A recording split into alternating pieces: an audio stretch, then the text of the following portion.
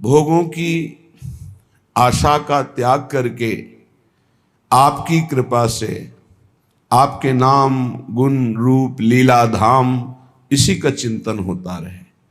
बड़ा कठिन है भोगों की आशा का त्याग करना। आशा सर्वत्र से हट जाए तो एक क्षण नहीं लगेगा स्वरूप बोध होने में। जो स्वरूप बोध होने में समय लग रहा है, भगवत साक्षात्कार होने में, उसका कारण है आशा। भोगों की आशा, जीने की आशा, मान प्रतिष्ठा की आशा, लोक परलोक की आशा। अगर ये आशा नष्ट हो जाए, अभी भगवत साक्षात्कार हो जाए। लौकिक आशाओं का नाश ही अध्यात्म की ऊंचाई है।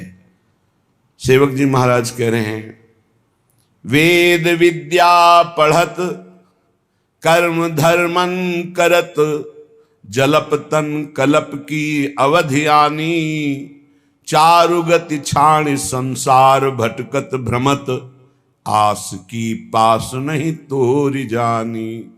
सकल स्वार्थ करत रहत जन्मत मरत, दुख और सुख के होत मानी, छाणी जंजार कैसे न निश्चय धरत, एक किन रमत हरिवंश बानी। बहुत वेदों का ज्ञान हो चुका है, कर्म धर्मों में भी बड़े प्रवीण हो, लेकिन तुम्हें पता है तुम एक फांसी में बंधे हुए हो, आशा की फांसी। भोगों की आशा, जीने की आशा, धन की आशा, मान प्रतिष्ठा की आशा, आस की पास नहीं तोरी जानी। फिर क्या हुआ? सकल स्वार्थ करत रहत जन्मत मरत, जन्म मरण से मुक्त नहीं हो सकते। स्वार्थ की लीलाएं होंगी, चाहे जितना शास्त्र ज्ञानी हो, कर्मकांडी हो, विद्वान हो।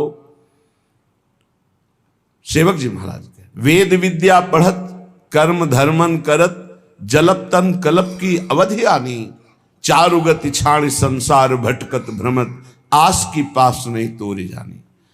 जिस समय पिंगला वैश्या विदेह राज की नगरी जनकपुर में श्रृंगार करके बैठी कि कोई पुरुष आएगा, मेरे शरीर का मूल्य चुकाएगा और मैं उस धन से सुखी होंगी। जिस पुरुष को देखती, हाँ यही आ सकता है, कोई पुरुष नहीं आया। रात्रि हो गई, खिन्न हो गई, अपनी वृत्ति से उदास हो गई। हाय, मेरे हृदय में सच्चिदानंद प्रीतम प्यारे विराजमान हैं, उनको छोड़कर नाशवान शरीरों के आसक्ति वालों से अपने सुख को चाहा। धिक्कार है मेरी बुद्धि को। आज से मैं प्रण करती हूं, कभी किसी पुरुष की आकांक्षा नहीं करूंगी, कभी किसी पुरुष के द्वारा दिए हुए भोग सुख को स्वीकार नहीं करूंगी। उसी समय उसे तत्व साक्षात्कार हो गया। उसी समय दत्तात्रेय जैसे महान अवधूत ने उसे गुरु पद में बैठाला, और हरिवंश महाप्रभु ने चतुरासी जैसे रस ग्रंथ में उसका उदाहरण दिया। प्रगट पिंगला गायो, पिंगला का नाम लिया। एक क्षण में स्थिति प्राप्त हो गई तितिक्षु ब्राह्मण की। एकादश स्कंद में पढ़ना, जिस समय सबकी आशा काटी, उसी समय तत्वबोध हो गया। सारी साधना है आशा का नाश करने के लिए। आशा ही परमम दुखम नैराश्यम परमम सुखम। पर कोई बहादुर गुरु कृपा पात्र ही इस फांसी को काट पाता है, नहीं भोगों की आशा में बहुत लंबा समय जीता रहता है। ये भोग चुका हूं, ये भोग लूं, ये भोग लूंगा, ऐसी आशा लोक लोकांतर की, पद प्रतिष्ठा की, धन मान आदि की, ये बहुत बहुत बड़ी बाधा है और इसे कोई समझ नहीं पाता है, समझते हुए भी नहीं समझता। अगर इस आशा की फांसी को काट दे, जाहि न चाहिए कबहु कछु, तो तुम सन सहज सने, तो बसहु निरंतर तासुर सो राउर निजगे। उसी समय भगवान का प्रकाश हृदय में हो जाए। भगवान के हृदय में रहते हुए भी हम दर्शन क्यों नहीं कर पाते? उसका कारण है इच्छा, वासना, आशा। इसका त्याग हो जाए, अभी भगवत साक्षात्कार हो जाए। साधना हो रही आशा पूर्ति की नहीं, आशा त्याग की। त्यागात् शांतिरंतरम, त्याग से तत्काल शांति प्राप्त होती है और शांत मन ही भगवान में निरंतर रमण करता है।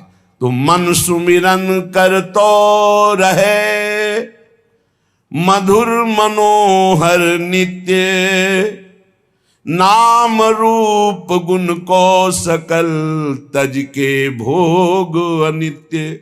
नाशवान भोगों की आशा का त्याग करके हे प्रिया प्रीतम, हे राधा माधव, निरंतर आपके नाम रूप गुण लीला धाम का ही गायन श्रवण मनन चिंतन करता रहूं।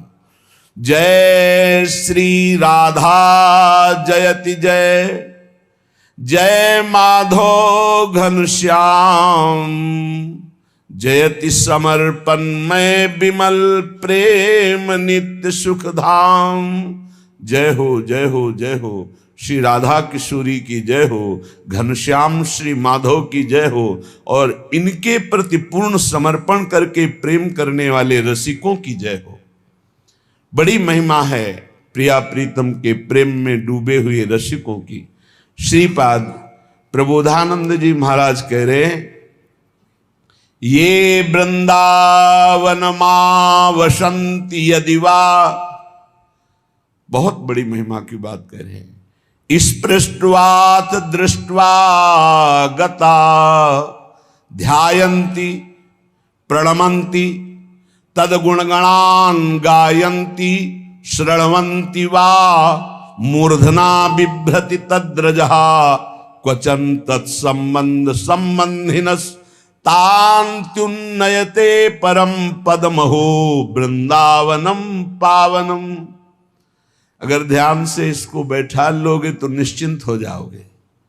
श्रीपाद कह रहे हैं, ये वृंदावन मां वसंती, जो अखंड वृंदावन वास का नियम लिए हुए हैं और जो वृंदावन रस के रसिक हैं, ये वृंदावन मां वसंती, यदि उनका कहीं स्पर्श हो जाए, यदि वह स्पृष्ट्वाथ अथवा दृष्टवा दर्शन करने को मिल जाए, गता ध्यायन्ति या एकांत में बैठकर उन रसिक महापुरुष का ध्यान करने को मिल जाए, या प्रणमंती सामने साष्टांग दंडवत करने को मिल जाए, तदगुण गणान गायन्ति उनकी महिमा का उनका यश गान करने का भाव बन जाए, श्रणवंती या कोई उनकी महिमा गान कर रहा हो रसिक महापुरुष की हम सुन लें, वा मूर्धना विभ्रत या उनकी सी चरण को लेकर मस्तक पर पधराने का,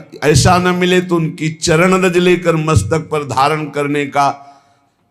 श्रीपाद कह रहे, तद्रह क्वचन तत्संबंध संबंधिन, यदि सीधे रसिक महापुरुष का संपर्क ना हो तो उनसे संपर्क करने वाले का स्पर्श हो जाए, दर्शन हो जाए, संभाषण हो जाए, या एकांत में उनका चिंतन हो जाए, तो श्रीपाद कह रहे परम पदमहो वृंदावनम पावनम, वृंदावन में विराजमान परम पवित्र रसिक महापुरुष का ध्यान स्पर्श संभाषण प्रणाम उनकी चरण रज उनका चिंतन यदि हो रहा है तो निश्चित आपको परम पद प्राप्त हो जाएगा। देवर्षि नारद जी ने भी कहा है, मात संगस्तु दुर्लभ हो, बड़ा दुर्लभ है महापुरुषों का संग, पर अगम्यो यदि निर्वाह कर ले जाओ तो अमोघस्य निश्चित भगवत प्राप्ति हो जाएगी।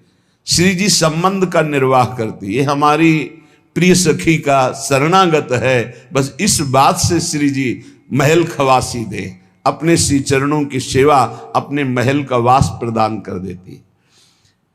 दर्शन, सेवक जी महाराज ने कहा है, दरस परस अघनास बास निज संग करो दिन, तीन मुख हरिजस सुनत श्रवण मानो नत्र पित छिन, कलि अभद्र बरनत सहस कलिकामादिक दोष सब। जितने दोष हैं कलयुग के कामादि दोष हैं, ये सब रसिक महापुरुषों का संग हृदय से किया जाए तो उनके दर्शन से, उनके स्पर्श से, उनके संभाषण से नाश हो जाता है। गंगा जी भी ऐसे रसिक महापुरुषों के स्पर्श की आकांक्षा करती है कि वो कभी हमारे में चरण रख दें तो हम निष्पाप हो जाएं। ऐसे रसिकों का स्पर्श संभाषण दर्शन, श्रीपाद कह रहे हैं, यदि दर्शन ना हो, स्पर्श ना हो, संभाषण ना हो तो उनके जो संबंधी हैं उनका दर्शन संभाषण स्पर्श हो जाए तो निश्चित परम पद की प्राप्ति होती है। क्या है इसमें दर्शन संभाषण में? क्योंकि उनके अंदर प्रिया प्रीतम के प्रेम परमाणु है, प्रिया प्रीतम की वार्ता है, प्रिया प्रीतम का अनुराग है, प्रिया प्रीतम की आसक्ति है। तो उनके संग से हमारे हृदय में श्यामा श्याम की निश्चित आसक्ति प्रकट होती है। ये बड़ा सौभाग्य का विषय होता है जब कोई रसिक महापुरुष हमें अपना कह दे, ये अपने जन हैं, या एकांत में जब वो श्री जी के चिंतन में हो, उनके ध्यान में कभी हम आ जाएं इस भाव से कि ये अपना दास है, ये अपना सेवक है, ये अपना निज जन है, ये श्री जी का जन है। निश्चित आशीष जो प्राप्त होता है, जो जीवन का परिवर्तन करता है, ये हम गूढ़ बात कहते हैं। वो मांगने से नहीं मिलता है, वो हाथ रखवाने से नहीं मिलता है, वो मिलता है जब वो भजन में बैठे होते हैं और अचानक आपकी किसी सेवा, दैन्यता, कोई ऐसा आचरण जो उनके हृदय पर प्रभाव डाल चुका है, उस समय आपकी याद आ गई और उस याद में जो आपके पास गया, श्री जी के चिंतन से डूबा हुआ वो भाव, वो आपका परम मंगल, परम कल्याण कर देता है। इसीलिए हरिवंश महाप्रभु ने सीधे श्यामा श्याम की प्रीत की बात न कह के कहा, श्याम श्यामा पद कमल संगी सिर नायो। जो श्यामा श्याम के चरणों के अनुरागी हैं, उनके चरणों में सिर नवाए। कह रहे निश्चित परम पद प्राप्त हो जाता है। प्रभु अपने जन से ज्यादा अपने जन के प्रति प्रेम रखने वाले को दुलार करते हैं। सेवक जी महाराज कह रहे, जो हरिवंश उपासक सेवय सदा सेवू ताके चरण विचारी, और जो हरिवंश को धर्म सिखावे सोई तो मेरे प्रभु ते प्रभु भारी। वो मेरे प्रभु से भी बढ़कर प्रभु है, जो मुझे प्रभु की बात सुनाए। जिनके जाने जानिए युगल चंद सुकुमार, जिनके परिचय कराने से प्रिया प्रीतम से हमारा परिचय हुआ, हम ये जान पाए कि हमारे प्राणाधार जीवनधर राधा माधव श्यामा श्याम, उनको उनसे भी अधिक भाव करके मानना, ये निश्चित परम पद की प्राप्ति का हेतु है।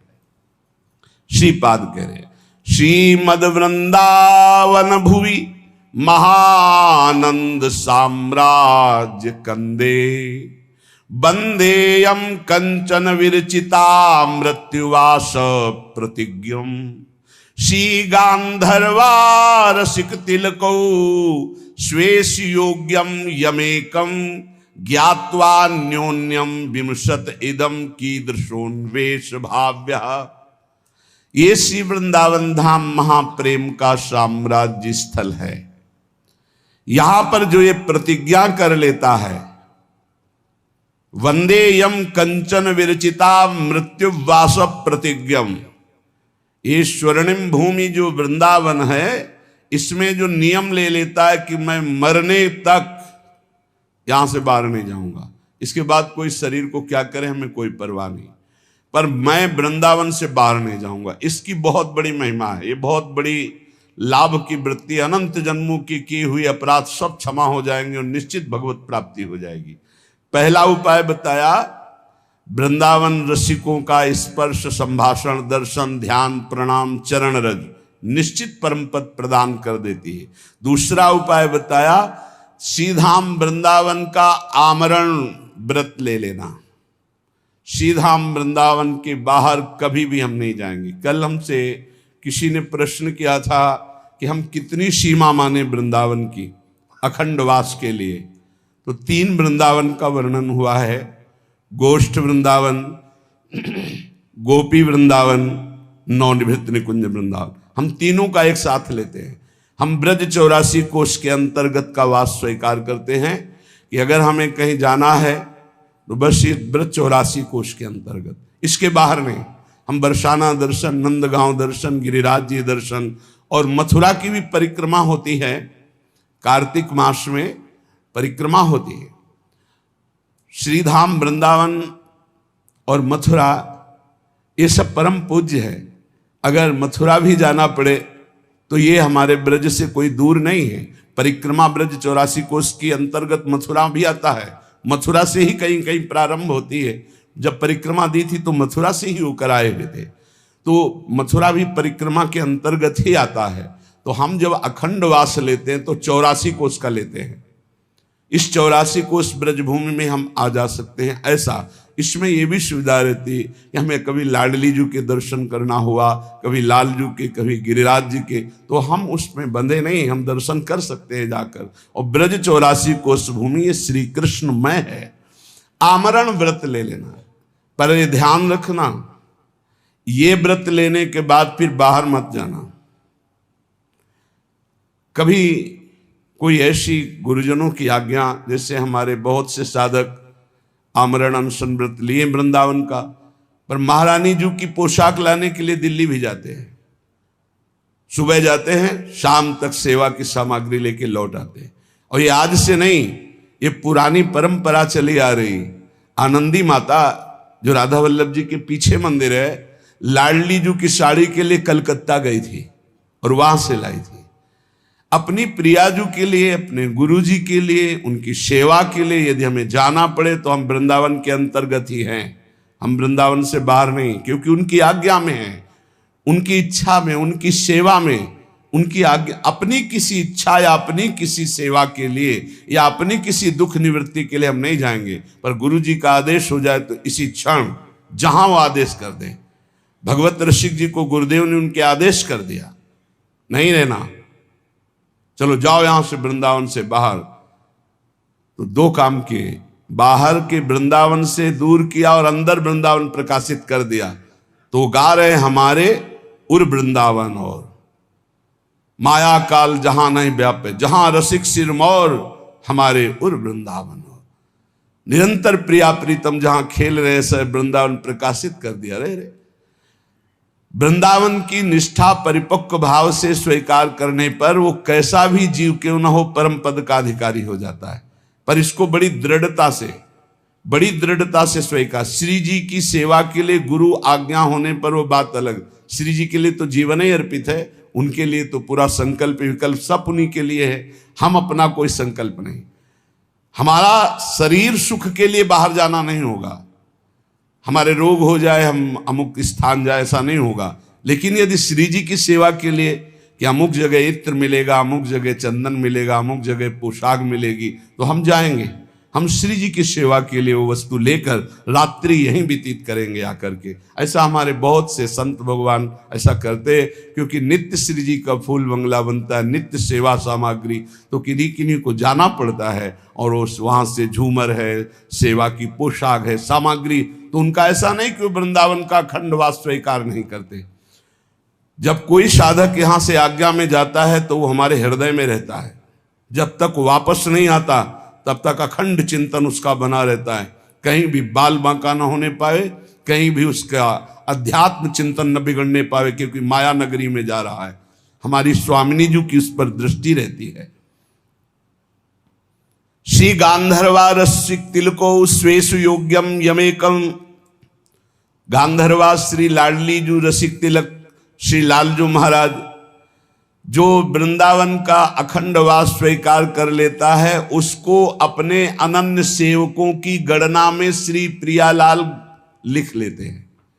केवल अनन्य वृंदावनवासी, अखंड वृंदावनवासी, ये बहुत बड़ा व्रत है, बहुत बड़ा व्रत। अंतिम जन्म है जिसका, वही ये व्रत ले। और इसका निर्वाह, बहुत कष्ट की परिस्थितियां आ सकती हैं, लेकिन टूटना नहीं। कोई भी कष्ट तुम्हें परास्त नहीं करेगा, पर तुम टूटना नहीं। अगर आमरण अनशन जैसे परीक्षित जी ने लिया तो 7 दिन में भगवत प्राप्ति कराने के लिए बिना बुलाए सुखदेव जी आ गए, बिना बुलाए। ऐसे ही आप आमरण व्रत लीजिए वृंदावन का, तो बिना किसी याचना के किसी सिद्ध रसिक महापुरुष का सानिध्य प्राप्त हो जाएगा और प्रिया प्रीतम की प्राप्ति हो जाएगी। जो श्री राधा किशोरी की उपासना करता है, कौन बाधा उसे परास्त कर सकती है? राधा राधा राधा, अगाध प्रेम रस प्रदान करने वाली, अगाध संपत्ति प्रदान करने वाली श्री लाडली जी का नाम राधा। जो राधा राधा आराधना करता है तो कोई भी बाधा, कोई भी अपराध उसे छू नहीं सकता, कोई भी अपराध छू नहीं सकता। ये पक्का समझो। हरिराम व्यास जी ने कहा है, शाप ताप रोग शोक दारुण दुख हारी, ये लाल इष्ट दुष्ट दलन कुंज भवनचारी, श्याम हृदय भूषण जित दूषण हित संगी, श्री वृंदावन धूरि धूसर रास रसिक रंगी, शरणागत भय विरद पतित पावन बाने, व्यास से अति अधम आतुर को न समाने, श्री राधा प्यारी के चरणारविंद शीतल सुखदाई। साप, किसी का साप राधा उपासक के ऊपर लागू नहीं हो सकता। जाओ मैं तुम्हें ऐसा साप देता हूं, वो लौट जाएगा, उसी के पास चला जाएगा। पक्का विश्वास कीजिए, कोई भी दैहिक दैविक भौतिक ताप स्पर्श नहीं कर सकता, और कोई चूक हो जाए तो उस पर पाप लागू नहीं होगा।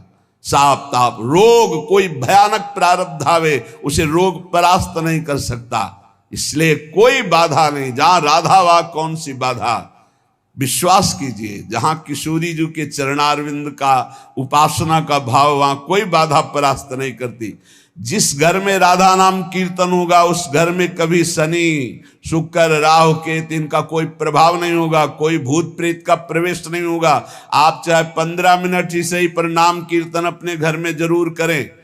2-4 घर के जो सदस्य हैं बैठ जाएं, कोई साथ ना दे तो अकेले मजीरा उठाओ, अकेले ताली बजाते हुए राधा राधा राधा, फिर देखो आपके घर में कैसे आश्चर्य में परिवर्तन होता है, कैसा आनंद, कैसा बात। हम ये नहीं कह रहे कि तुम तुरंत ही करोड़पति बन जाओगे, लेकिन जो करोड़पति को भी नहीं है वो शांति तुमको मिलने लगेगी, तुम चिंता शोक रहित होने लगोगे, तुम्हारा हृदय एक आनंद से भर जाएगा, तुम्हें लगेगा अभी तक नारकी जीवन जीता रहा, अब अमृत में जीवन जी रहा हूं। जब राधा नाम सुधा रसम का कीर्तन करोगे, बड़ी महिमा की बात करें। तनु चापराधा न रक्ष, तू चिंता मत कर। अगर कोई अपराध बन जाता है तो तुम पर लागू ही नहीं होगा, क्योंकि राधा नाम जापक हो, राधा नाम क्षमा कर देगा। कोई अपराध इस पर, इसका मतलब यह बढ़ावा नहीं कि राधा राधा बोलो अपराध करो, ऐसा नहीं। बात यह है कि अगर हमसे कोई चूक हो जाती है तो हमारी स्वामिनी जी का नाम इतना महान है कि वो चूक हमारे ऊपर अपना असर नहीं डाल सकती। हम चूक ना हो ऐसी चेष्टा करें, पर अगर हो जाती है तो कह रहे कि बाधाम सर्वाम स्मर न ही तनुम चापराधान न रक्ष। कोई भी बाधा तुम्हारे स्मरण में नहीं पहुंच सकती, कोई भी बाधा तुम्हारे जीवन में नहीं आ सकती यदि नाम जब। बाधाएं आएंगी पर वो सब मंगलमय हो जाएंगी। कोई भी अपराध तुम पर लागू नहीं होगा, क्योंकि तुम राधा नाम जापक हो। किशोरी जी का ऐसा प्रताप है। मां याहारतः क्वचिदपि विनाधाम राधा रसांधम, माधावाग्यो क्वचिदशुभम धाम वृंदावनम ही। राधा रसोन्मत्त उपासक यही चाहेगा कि मुझे वृंदावन का वास मिले। उसका हृदय हर क्षण यही सोचेगा अपनी प्यारी जो प्यारे जो की लीला स्थली में वास हो, रोज सत्संग सुनने को मिले, रोज भगवान नाम कीर्तन बैठकर वृंदावन की भूमि में करूं। इसलिए मेरी दौड़ भाग बंद हो, लाडली जो ऐसी कृपा करो कि कभी ऐसा सुलभ हो जाए कि मैं वृंदावन वास करूं।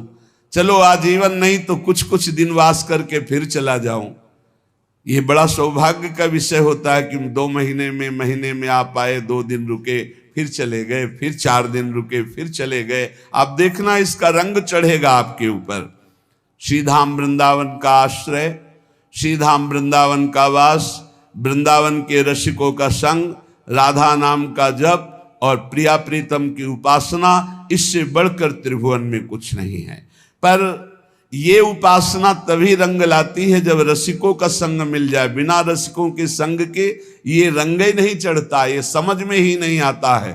बहुत ज्ञान विज्ञान की बातें बघारते रहते हैं पर आशाएं अंदर से नहीं जाती, भोग इच्छा अंदर से नहीं जाती। इसीलिए न तत्वबोध होता है न भगवत प्रेम होता है। श्री भगवत ऋषिक जी महाराज कह रहे हैं, उपासक प्रायः माया के आकर्षण में दौड़ने लगता है। इच्छा तो है भगवान की प्राप्ति हो जाए, झंझट खत्म हो, लेकिन वासना इतनी प्रबल है कि वो उपासना में रत न रह करके वो भोगों की तरफ ले जाती है। कह रहे हैं कि माया को सब जग भजे, माधव भजे न कोय, और जो कदापि माधव भजे तो माया चेरी होए। माया चेरी होए रहाय चरणन लपटानी, ज्यो मलयज के संग सहज सौरभ सुखदानी। भगवत रसिक अनन्य होए सतगुरु की दाया, तो माधव से मन लगे मोह छूटे मद माया। अगर गुरुदेव की कृपा हो जाए तो माया से मन हट जाए, अहंकार से मन हट जाए, नहीं ये कर्ता भोक्ता भाव में माया के पीछे लगा हुआ है। संसार के जितने भी हैं जीव, ये सब माया के वशवर्ती हैं, माया के अधीन हैं।